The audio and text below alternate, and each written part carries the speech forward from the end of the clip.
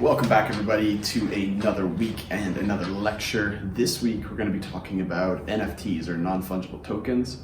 You guys have probably heard of these all over the place on the internet, on TikTok, wherever you've seen them, but today we're going to lay down the foundations of how they work, the different kinds that exist, the different marketplaces you can buy them on, what you need to get started, and what to keep in mind when you are doing some research about them. So I hope you enjoy this one. I'll see you all next week.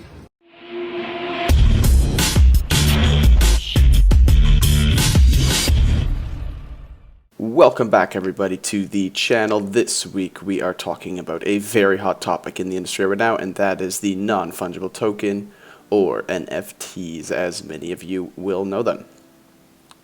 So most importantly, to start this off, let's kind of break down what this name actually means in this type of language, because it sounds a bit funny. So fungible actually refers to something that is not unique. So an example of this is a $1 bill. If you trade one for another one, you wouldn't hesitate. It's the same thing. It means that there is a lack of uniqueness. Now, non-fungible, on the other hand, refers to something that is authentic, and nothing can be realistically traded for it that is completely identical to it, because it is something that makes it stand out. So NFTs, as the name suggests, are non-fungible or unique. They're essentially a certificate of authenticity, and this is what sets them apart, for a digital asset and that holds value. They can be digital artwork, music, in-game items, and anything else of value that can be digitized. And the things that are digitized each day are increasing, and it's becoming bigger and bigger.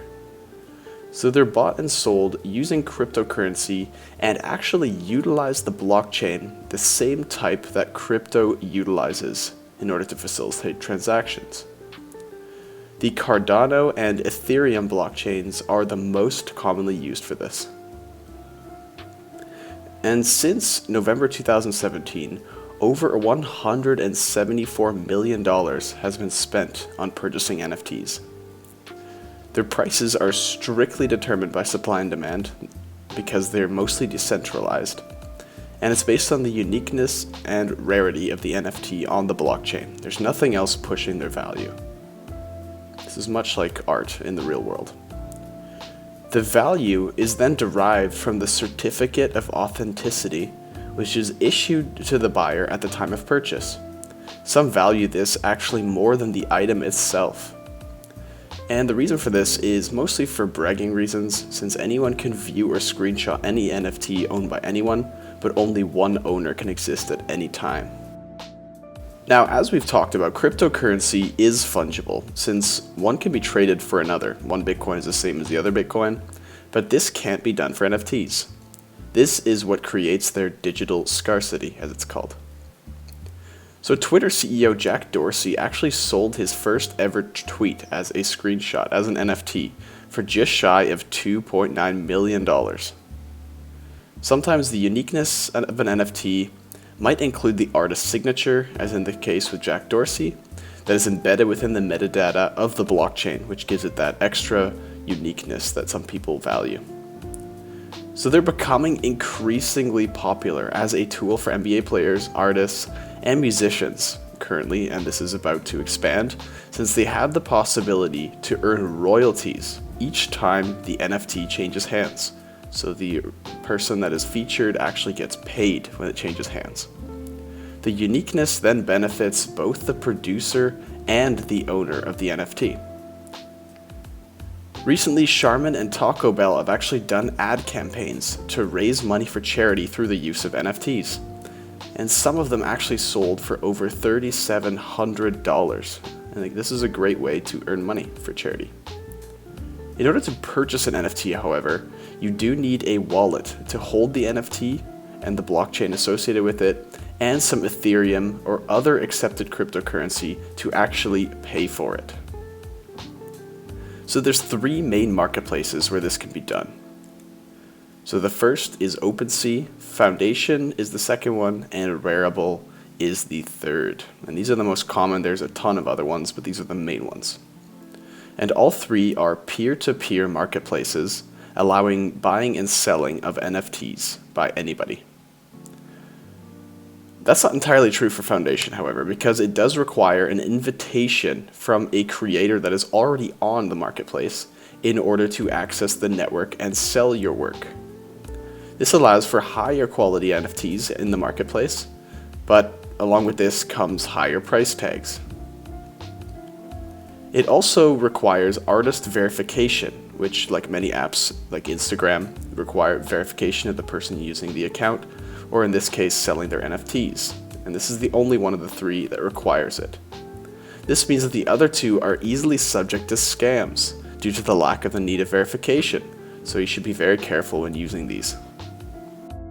So an important aspect to consider is the tax treatment of NFTs, and they're still fairly new. So currently they're only subject to the typical capital gains taxes as they are for stocks and options. And this is only if the art appreciates between the time of buying and selling. But currently there is a government debate as to whether NFTs should be subject to a version of the collectibles tax. But this is yet to be decided and could reduce the desire to own NFTs if it is passed, and they might even come up with a completely new tax system for these items. It's also very important to do some research on NFTs, this goes without saying, including who this seller is, what exchange or wallet to use prior to purchasing any one of them. And of course, be willing to lose any amount that you invest in the NFT. Now, there's various other marketplaces that offer special kinds of NFTs. For example, one that's caught my eye recently is the NBA Top Shots NFTs. And these are short video clips of top NBA moments that can be bought as an NFT. It's kind of like a GIF. Now, royalties are actually paid to players featured in these clips, so it's a great way for everyone to benefit. The purchase of NFTs can be chosen to be done in a centralized or decentralized manner, and this is really important to understand because many people value decentralization because of the whole crypto industry. Now, Gemini is a common NFT store host that is centralized and accessible from your typical wallet, and this is because Gemini itself is centralized.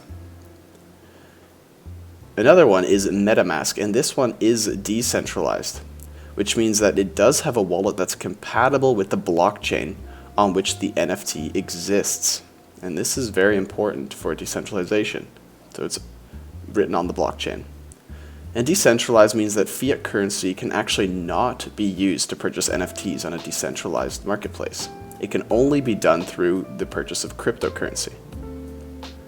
An important consideration if you're not a collector is selling your NFTs in the future, and this can become a problem. Liquidity can be a big issue if interest shifts from that particular NFT. And you might not be able to sell it in the future if there's not enough interest because you have to have a seller there. And again, the only way to sell it is if someone wants to buy it, so it needs to be a hot item. So let's look at some cool ideas of what you can do once you actually purchase an NFT. So some of these include something like owning a digital frame in your house and showing off your NFT that way. You can also get a physical print of it with a QR code, which has the certificate of authenticity linked to it, so you can prove that you are the owner. And there's also virtual art galleries where anyone can actually view your NFT, screenshot it, and see that you are the owner. Now, the versatility of NFTs becomes evident if you consider that anything of value or requires any proof of ownership can be represented as an NFT. And this actually shows that it is going to be a very big thing in the future. Eventually, maybe proof of vehicle or home ownership even may be done on the blockchain utilizing NFTs. This is really easy to verify and offers a very easy system for that. And another useful application is for the DeFi or decentralized finance industry. So if there is a DeFi loan or line of credit issued to a person or company that requires collateral, NFTs can be used via the integrated blockchain and can be done virtually instantaneously. So I'll see you guys next week.